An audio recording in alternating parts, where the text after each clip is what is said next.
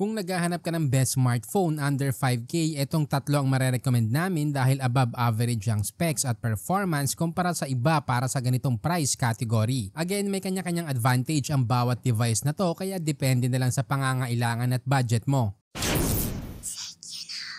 Una sa ating listahan ay ang Tecno Spark Go 1. May 6.67-inch HD Plus IPS LCD, 263 ppi, 120Hz refresh rate at IP54 water and dust resistance. Naka-Unisoc T615, Android 14, 4GB RAM, 64GB storage at expandable hanggang 1TB. May 13 megapixel main camera, 1080p video recording at 8 megapixel front camera. May dual speaker at side-mounted fingerprint sensor. Idagdag mo pa ang 5,000 mAh battery at 15 watts charger. Maganda ang display ng Tecno Spark Go 1, especially with the 120Hz refresh rate na makakatulong sa smooth scrolling at light gaming. Good option to para sa mga budget-conscious user. Pero tandaan mo din na ang Unisoc T615 chipset ay pang basic performance lang at daily use. May SRP na 3,660 pesos. Ang susunod naman ay ang Redmi 14C. May 6.88-inch HD Plus IPS LCD, 260 ppi, 120Hz refresh rate at 450